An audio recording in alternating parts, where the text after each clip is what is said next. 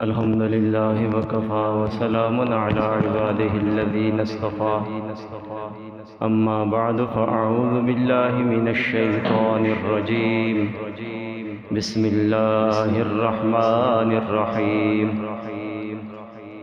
وننزل من القرآن ما هو شفاء ورحمة للمؤمنين ولا يزيد الظالمين إلا خسارا صدق الله مولانا العظيم إن الله وملائكته يصلون على النبي يا أيها الذين آمنوا صلوا عليه وسلموا تسليما اللهم صل على سيدنا ومولانا محمد وعلى آل سيدنا ومولانا محمد وبارك وسلم الصلاة والسلام عليك يا رسول الله وعلى آلك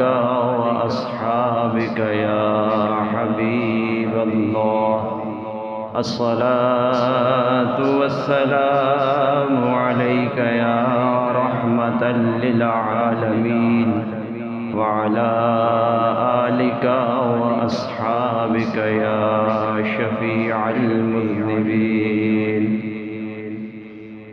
حاضرین محترم، رمضان اور قرآن دونوں کا آپس میں بڑا گہرا رشتہ ہے.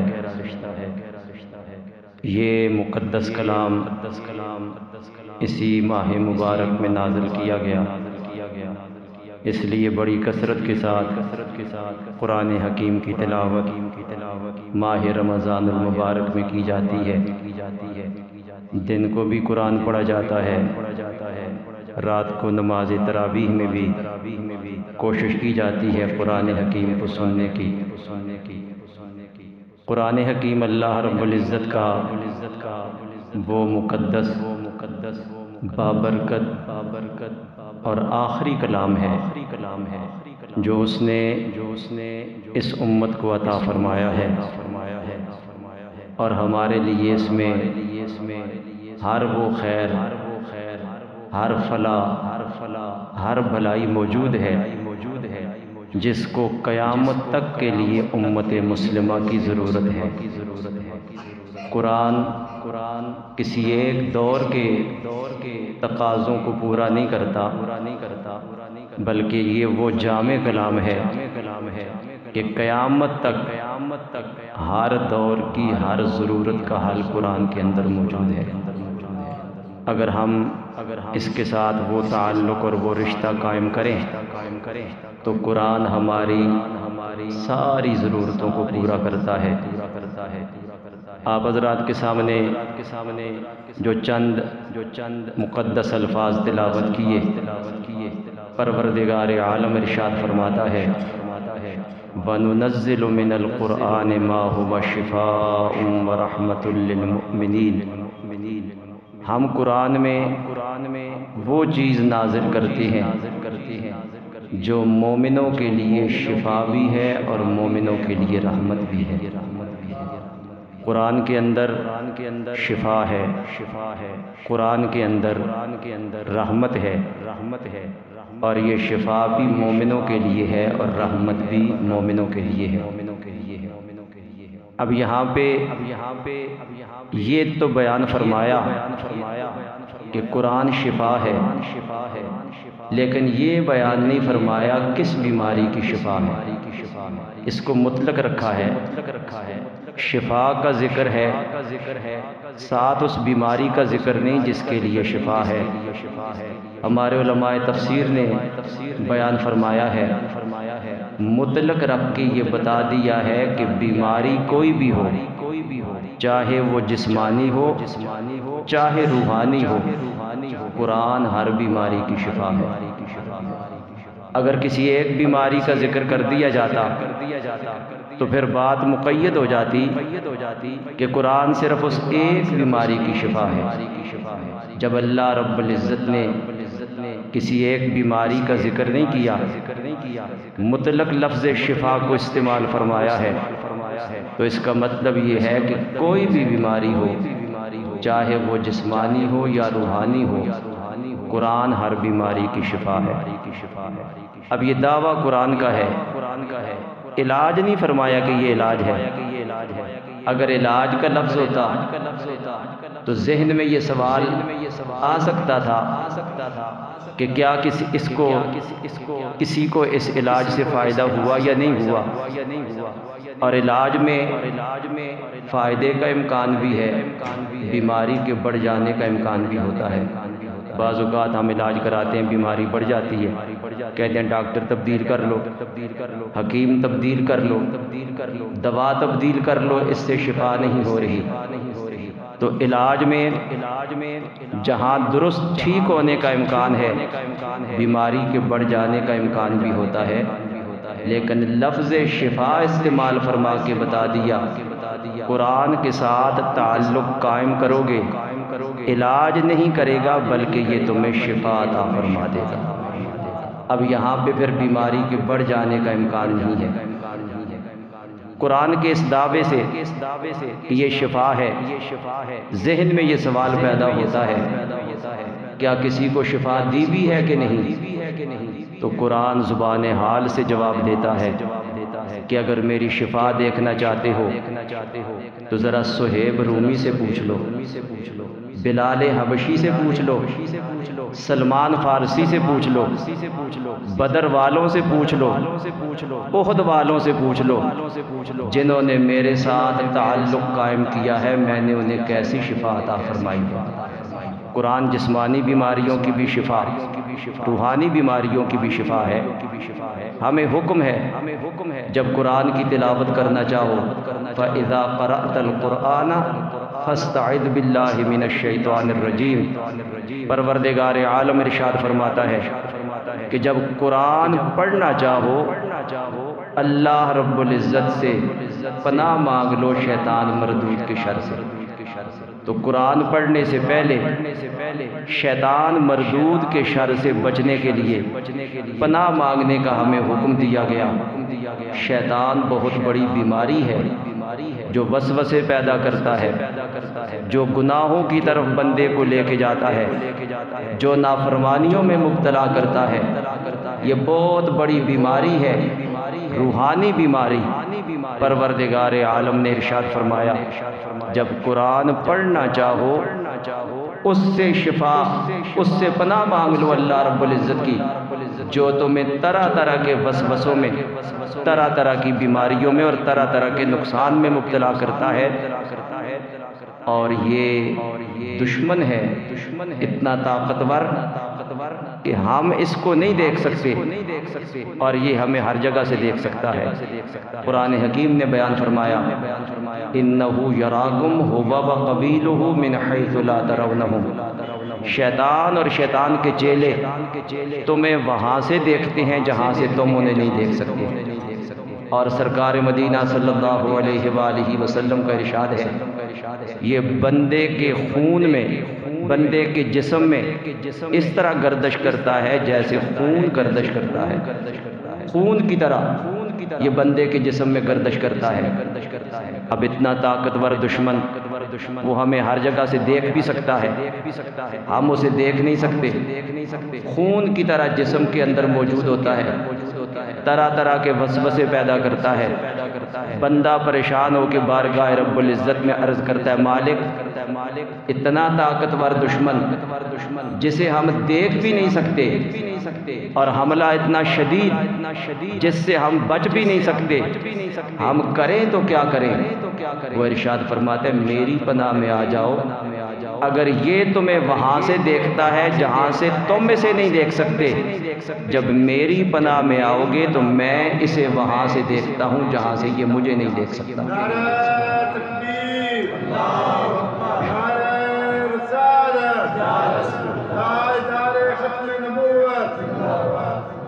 جب میری پناہ میں آ جاؤ گے پھر یہ تمہیں کوئی نقصان نہیں پہنچا سکے گا۔ اب یہ قرآن کا حکم ہے کہ جب قرآن پڑھنا چاہو تو اللہ رب العزت کی پناہ مانگ لو شیطان مردود کے شر سے بچنے کے لیے۔ آخری دو صورتیں ہیں قرآن مجید کی، سورہ فلق، سورہ ناس، ان میں بھی پروردگار عالم نے اپنی پناہ مانگنے کا حکم دیا مختلف چیزوں کے شر سے بچنے کے لیے۔ سورہ فلق میں ان چیزوں کے شر سے بچنے کے لیے جو بظاہر ہمیں نظر آتی ہیں، اور سورہ ناس میں ان چیزوں کے شر سے بچنے کے لیے جن کو ہم نہیں دیکھ سکتے۔ پروردگار عالم نے اپنی پناہ میں آنے کے لیے ان دو صورتوں میں مختلف قسم کی مخلوقات کے شر سے بچنے کے لیے ہمیں حکم دیا کہ تم یہ پڑھتے رہو گے تو میری پناہ میں آ جاؤ گے۔ اور ہمارے علماء نے یہاں پہ ایک بڑی پیاری بات لکھی ہے، سورہ فلق میں جادو کا ذکر بھی ہے، وَمِن شَرِّ النَّفَّاثَاتِ فِي الْعُقَدِ، اور گرہوں پر پڑھ کے پھونکے مارنے والیوں کی شر سے مالک میں تیری پناہ میں آنا چاہتا ہوں۔ اس زمانے میں کچھ عورتیں تھیں جو جادو وغیرہ کیا کرتی تھیں۔ قرآن حکیم نے یہ تو بتایا ہے کہ جادو سے نقصان ہوتا ہے، اس کو سیکھنے کی اجازت نہیں، استعمال کرنے کی اجازت نہیں، لیکن اس کے اندر شر ہے، برائی ہے۔ حکم دیا اگر تم اس کے شر سے بچنا چاہتے ہو تو سورہ فلق اور سورہ ناس کو اپنا معمول بنا لو، وظیفہ بنا لو۔ آج بھی لوگ طرح طرح کی پریشانیوں میں مبتلا ہوتے ہیں، فلاں نے تعویذ کر دیا ہے، فلاں نے یہ کر دیا، وہ کر دیا، پھر ایسے ایسے عاملوں کے پاس چلے جاتے ہیں جو ان سے پیسے بھی لے لیتے ہیں اور انہیں مزید پریشانیوں میں مبتلا کر دیتے ہیں۔ اللہ رب العزت نے قرآن مقدس کی یہ دو صورتیں عطا فرما کے ہمیں یہ حکم دے دیا، اگر تم یہ پڑھتے رہو گے اللہ رب العزت تمہیں اپنی پناہوں کا حصار عطا فرما دے گا، پھر کوئی چیز تمہیں نقصان نہیں پہنچائے گی۔ ایک آیت اتنی جامع ہے، من شر ما خلق، مالک ہر اس چیز کی برائی سے میں تیری پناہ مانگتا ہوں جسے تو نے پیدا کیا ہے۔ تیری وہ مخلوق جسے تو نے پیدا کیا اور مجھے نقصان پہنچا سکتی ہے، میں اس سے تیری پناہ مانگتا ہوں۔ ہمارے علماء نے لکھا ہے کائنات میں کوئی چیز ایسی نہیں جس کا خالق رب نہ ہو، ہر چیز کو رب نے پیدا فرمایا، اور جو چیز بھی نقصان دینے والی ہے اگر یہ آیت پڑھ کے اللہ رب العزت سے پناہ مانگیں گے پروردگار عالم اس کے شر سے پناہ عطا فرما دے گا۔ اگر یقین کے ساتھ، پختہ ایمان کے ساتھ ان کا ورد کیا جائے، بلکہ ہمارے علماء نے تو یہاں تک لکھا ہے اگر کسی شخص پہ جادو کا اثر ہو وہ دریا سے پانی لے، دریا کا پانی لے کے 15 مرتبہ سورہ فلق سورہ ناس پڑھ کے دم کر کے اس پانی سے غسل کر لے، اللہ رب العزت جادو کے اثرات سے اس کو پناہ عطا فرما دے گا۔ اگر جادو کا اثر بھی ہے تو اللہ رب العزت اس کو ختم کر دے گا۔ یہ ہمارے صوفیاء نے اور ہمارے علماء نے لکھا ہے کہ پروردگار عالم نے ان صورتوں میں اپنی پناہ میں آنے کا وظیفہ خود ارشاد فرمایا ہے۔ حضرت سلیمان علیہ السلام کے دور میں جادو بڑے عروج پر تھا، اس وقت شیطان لوگوں کو جادو سکھایا کرتے تھے، اور کچھ لوگوں نے معاذ اللہ یہ کہہ دیا کہ سلیمان علیہ السلام جادوگر تھے، ہواؤں پہ حکومت کرتے تھے، جنات پہ حکومت کرتے تھے، ہر چیز پہ ان کی حکومت تھی، وہ جادو کے زور سے یہ کرتے تھے۔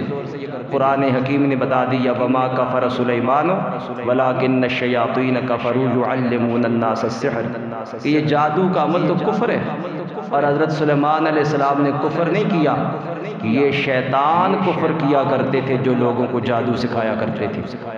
اللہ رب العزت نے وہ کلام محبوب کریم علیہ السلام کی طرف نازل فرمایا جس میں جسمانی اور روحانی بیماریوں سے شفا بھی ہے، اور پہلے نبیوں کی عزت کا محافظ بھی ہے جو ان پہ اعتراض ہوا کرتے تھے کافروں کی طرف سے۔ پروردگار عالم نے اس کلام مقدس میں ان کا جواب بھی عطا فرمایا ہے۔ قرآن پہلے نبیوں کی عزت کا بھی محافظ ہے، اور قرآن قیامت تک آنے والی امت مسلمہ کے ایمان اور جان اور مال کا بھی محافظ ہے۔ اگر اس کے ساتھ تعلق قائم کیا جائے جسمانی بیماریوں سے بھی روحانی بیماریوں سے بھی یہ شفا عطا فرماتا ہے۔ محبوب کریم علیہ الصلوۃ والسلام کے ایک صحابی ہیں حضرت ابو ہریرہ رضی اللہ تعالیٰ عنہ۔ سرکار مدینہ صلی اللہ علیہ وآلہ وسلم نے اب قرآن کیسا محافظ ہے، قرآن کیسی برکتیں رکھتا ہے، یہ شیطان جو سب سے بڑا دشمن ہے، اس کے اثرات کا، قرآن کے اثرات کا وہ بھی قائل ہے۔ سرکار کے صحابی حضرت ابو ہریرہ رضی اللہ تعالیٰ عنہ، حدیث شریف میں آتا ہے ماہ رمضان المبارک کے آخری دنوں میں صدقہ فطر کے طور پہ کچھ کھجوریں جمع ہوئیں۔ ہر صحابی نے اپنی اپنی گنجائش کے مطابق صدقہ فطر ادا کیا، کھجوروں کی شکل میں ایک بہت بڑا ڈھیر بن گیا۔ حضور علیہ الصلوۃ والسلام نے حضرت ابو ہریرہ رضی اللہ تعالیٰ عنہ کی ڈیوٹی لگائی کہ ابو ہریرہ ابھی لوگ صدقہ فطر لا رہے ہیں، اس کی حفاظت کرنا تاکہ رات کو کوئی چور آ کے چوری نہ کر جائے۔ حضرت ابو ہریرہ رضی اللہ تعالیٰ عنہ فرماتے ہیں میں ڈیوٹی پہ مامور تھا، رات کے پچھلے پہر ایک شخص آیا اور ان کھجوروں میں سے اپنے تھیلے میں ڈالنے لگا۔ میں نے دیکھا اور جا کے پکڑ لیا، اور میں نے کہا تجھے شرم نہیں آتی؟ سرکار کا مبارک دور ہے اور یہ صحابہ صدقہ فطر کی کھجوریں یہاں پہ لا کے جمع کرتے ہیں، سرکار نے میری ڈیوٹی لگائی ہے اور تو آ کے چوری کر رہا ہے۔ فرماتے ہیں جیسے ہی میں نے اسے پکڑا، وہ کہنے لگا بڑا غریب ہوں، میرے اہل و عیال بہت زیادہ ہے، میں بڑا پریشان ہو گیا تھا، مجبور ہو کے میں یہ لینے کے لیے آیا ہوں، اگر تم مجھے آج چھوڑ دو تو میں وعدہ کرتا ہوں اس کے بعد نہیں آؤں گا۔ فرماتے ہیں بڑی منت سماجت کی، بڑی آہوزاری کی، مومن نرم دل ہوتا ہے، فوراً ترس کھا جاتا ہے۔ فرماتے ہیں مجھے اس کی آہوزاری دیکھ کے، رونا دھونا دیکھ کے مجھے رحم آ گیا، میں نے اسے چھوڑ دیا۔ یہ معاملہ رات کو ہوا ہے۔ فرماتے ہیں صبح سرکار کے پیچھے نماز فجر ادا کرنے کے لیے گیا، سرکار نے نماز فجر پڑھانے کے بعد میری طرف رخ کیا، ارشاد فرمایا ما فعل اسیرک البارحہ یا ابا ہریرہ، ابو ہریرہ رات والے قیدی کے بارے میں بتاؤ۔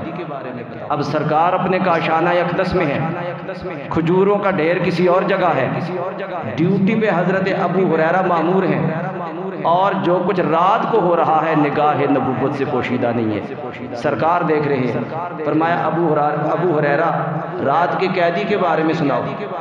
عرض کی آقا میں نے اس کو پکڑ لیا تھا، لیکن اس نے میری بڑی منت سماجت کی، بڑی آہوزاری کی، اور اس نے کہا میں غریب ہوں، مفلوق الحال ہوں، مجبور ہو کے میں نے یہ عمل کیا ہے، آج چھوڑ دو تو اس کے بعد نہیں آؤں گا۔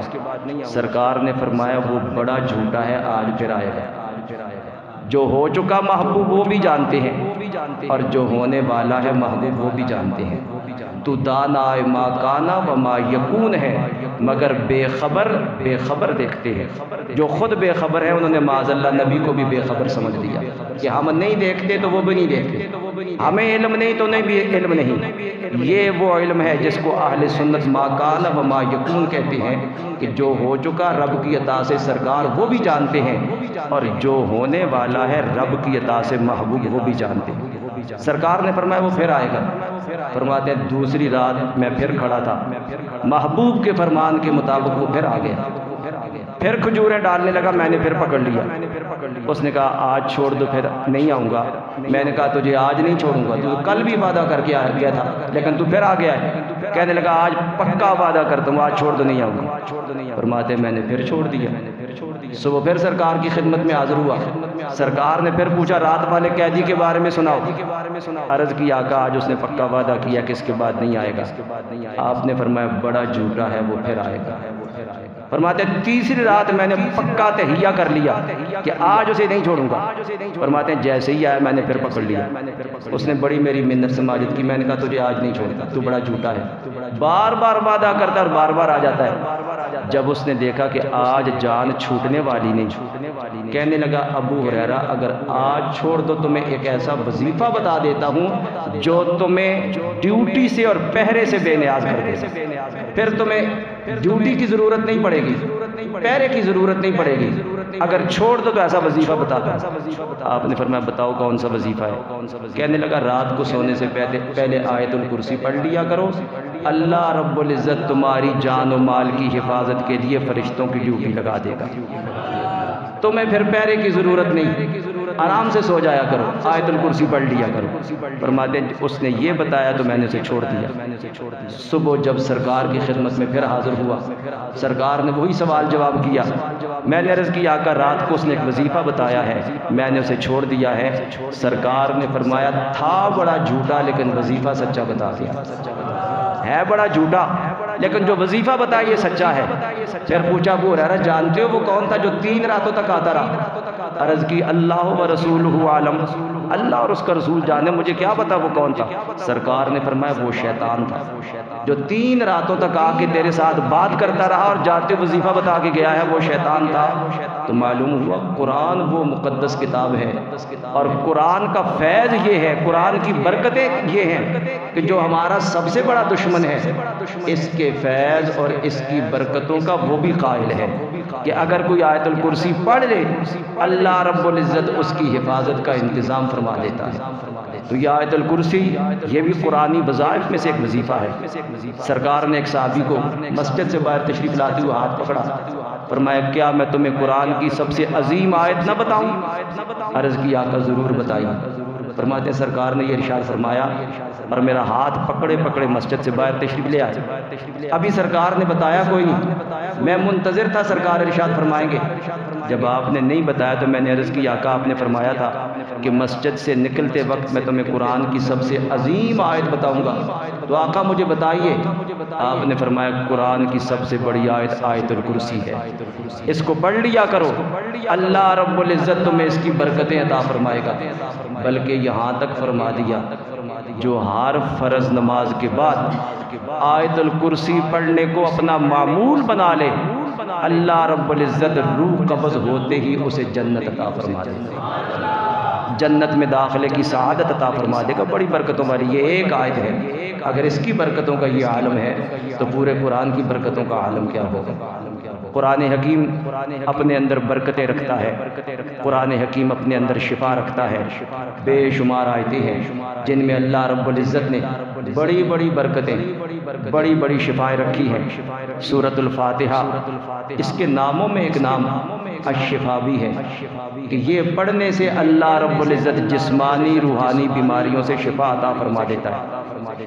آج لوگ طرح طرح کی بیماریوں میں مبتلا ہیں، ہمارے صوفیاء نے ایک روحانی وظیفہ لکھا ہے، فرماتے ہیں جو شخص کسی ایسی بیماری میں مبتلا ہو جس کو لا علاج قرار دیا اور ڈاکٹروں نے طبیبوں نے، وہ اگر 40 دن تک یہ وظیفہ کرے کہ فجر کی سنتوں اور فرضوں کے درمیان، سنتیں پڑھنے کے بعد فرض پڑھنے سے پہلے 40 دن تک یہ وظیفہ کرے، بسم اللہ الرحمن الرحیم الحمدللہ رب العالمین، رحیم کی میم کو زیر کے ساتھ سورہ فاتحہ سے ملا کے یہ وظیفہ کرے اور 41 مرتبہ سورہ فاتحہ پڑھے۔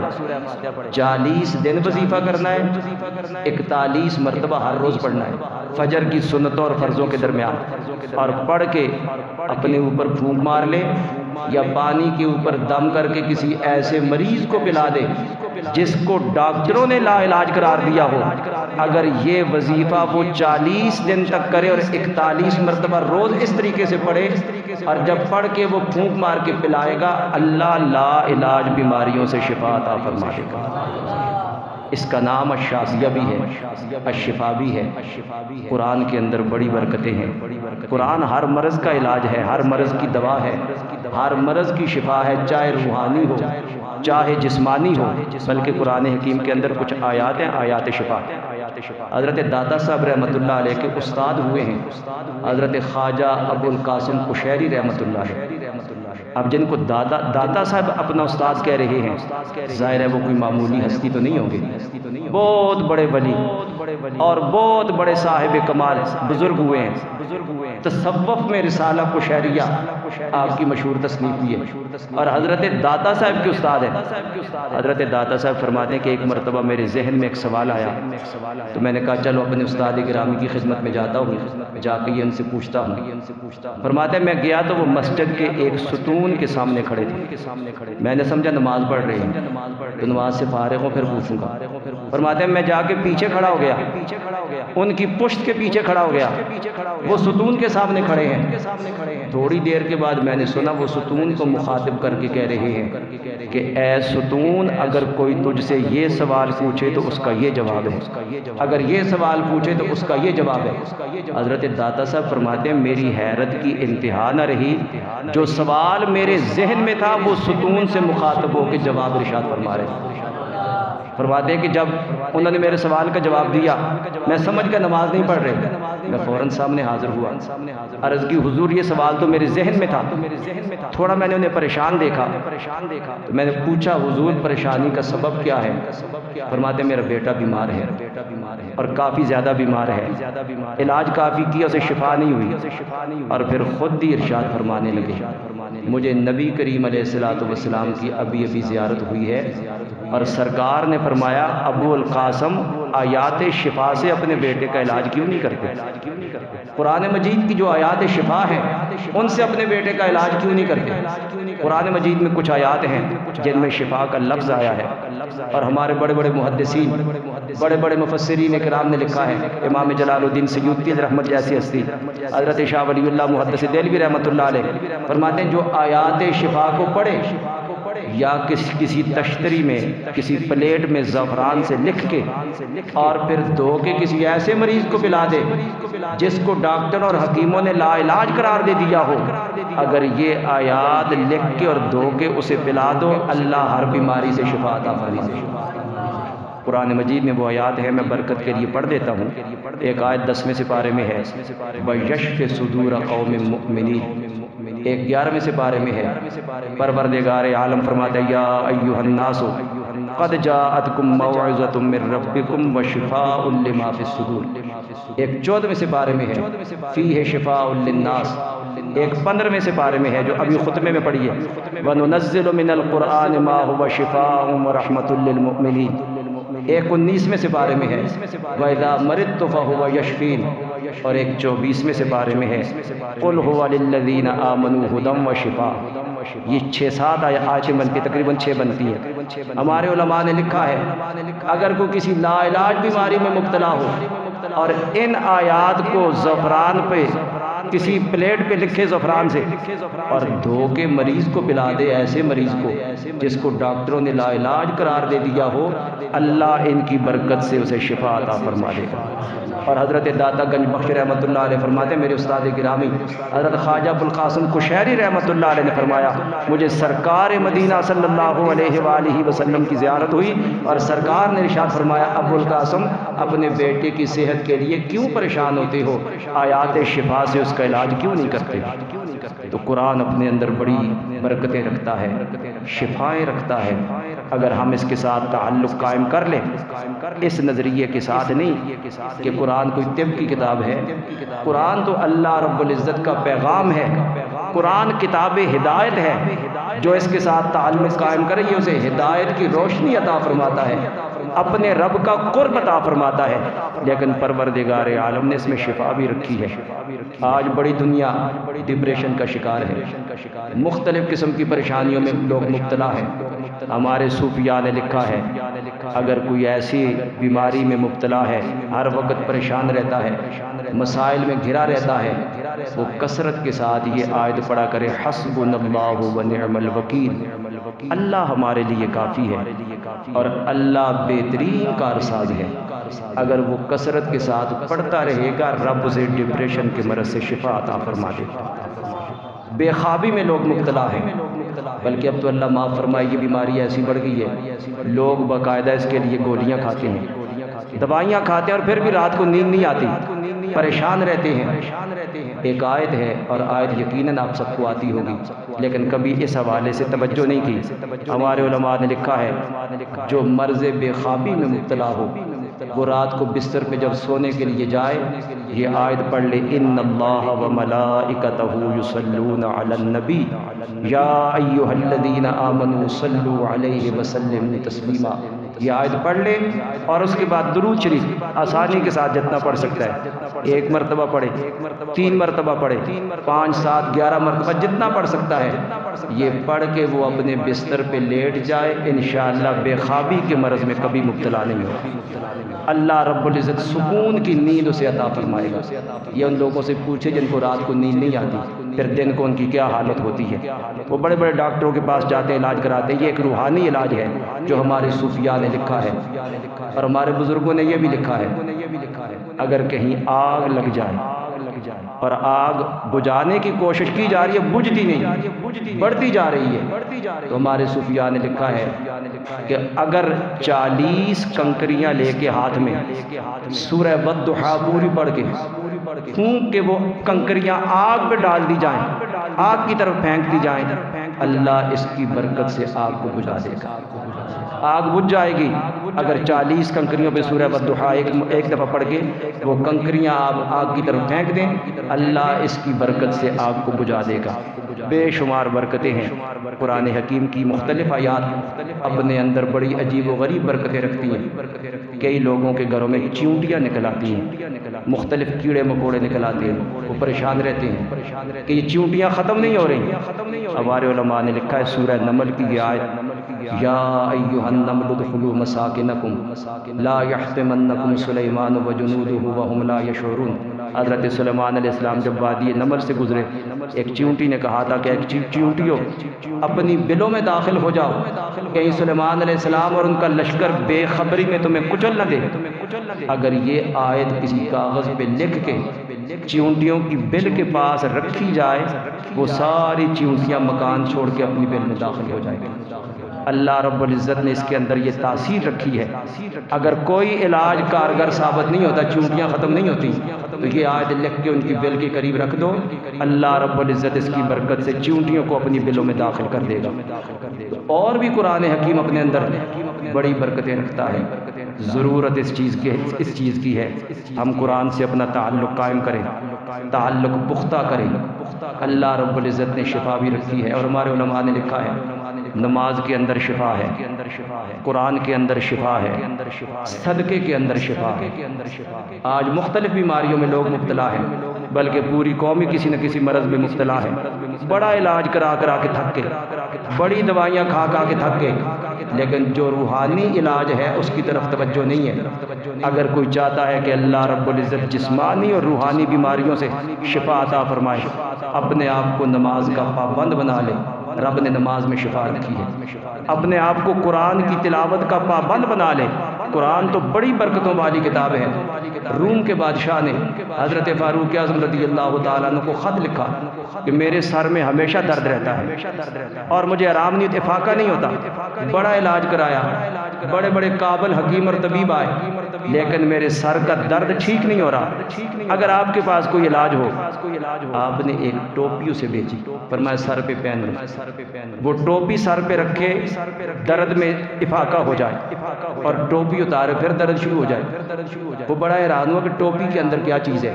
جب ٹوپی سر پہ رکھتا ہوں درد ختم ہو جاتا ہے، اور ٹوپی اتارتا ہوں تو درد پھر شروع ہو جاتا ہے۔ اس نے ٹوپی کو غور سے دیکھا تو ایک کونے میں اسے کوئی چیز سلی ہوئی نظر آئی، اور جب اس نے اس کو ادھیڑ کے دیکھا تو ایک کاغذ تھا، کاغذ کا پرزہ نکالا، اس پہ لکھا ہوا تھا بسم اللہ الرحمن الرحیم۔ صرف یہ بسم اللہ شریف لکھی ہوئی تھی، اور یہ ٹوپی سر پہ پہنتا، رب اسے سر کے درد سے شفا عطا فرما دیتا، اور جیسے ہی اتارتا پھر درد شروع ہو جاتا۔ وہ سمجھ گیا جس قرآن کی ایک آیت کی برکتوں کا یہ عالم ہے، پورے قرآن کی برکتوں کا عالم کیا ہوگا۔ اللہ رب العزت نے کیسی کیسی جسمانی اور روحانی بیماریوں سے شفا رکھی ہے۔ اگر ہم شفا چاہتے ہیں، یہ ایک عنوان کے تحت میں نے چند باتیں آپ کے گوش گزار کی ہے، بے شمار قرآن کی برکتیں ہیں۔ اگر ہم شفا چاہتے ہیں تو نماز کی پابندی کریں۔ رمضان المبارک ہمیں یہ موقع دے رہا ہے، الحمدللہ اہل ایمان مسجدوں کی طرف راغب ہیں، عورتیں گھروں میں نماز کی پابندی کرتی ہیں، لیکن نماز صرف رمضان میں فرض نہیں، 11 مہینے فرض ہے۔ اگر ہم نماز کی برکتیں حاصل کرنا چاہتے ہیں، اپنے آپ کو ہمیشہ کے لیے نماز کا پابند بنا لیں، نماز میں شفا ہے۔ اگر قرآن سے برکتیں حاصل کرنا چاہتے ہیں، اپنے آپ کو قرآن سے جوڑ لیں، کوئی دن ایسا نہ گزرے جس دن قرآن کی تلاوت میں ناغہ ہو جائے۔ قرآن کی تلاوت کا اپنے آپ کو پابند بنا لو۔ سرکار فرماتے ہیں اگر پابند بنا لو گے، آسمانوں میں تمہارے لیے نور ہوگا، زمین میں رب تمہیں اس کی برکت سے عزت عطا فرمائے گا۔ اگر اپنے آپ کو قرآن کی تلاوت کا پابند بنا لو گے، اور پھر صدقے میں شفا ہے۔ جتنی گنجائش ہے، جتنی رب نے توفیق دی ہے، صدقہ ضرور دیا کریں۔ اس سے مال میں کمی نہیں ہوتی، بلکہ مال میں اضافہ بھی ہوتا ہے، اور رب مختلف قسم کی آفتوں سے حفاظت بھی فرماتا ہے۔ پروردگار عالم ہمیں قرآن حکیم کے ساتھ سچی لگن اور محبت نصیب فرمائے، اور قرآن کی یہ برکتیں ہم سب کو نصیب فرمائے۔ وما علینا الا البلاغ۔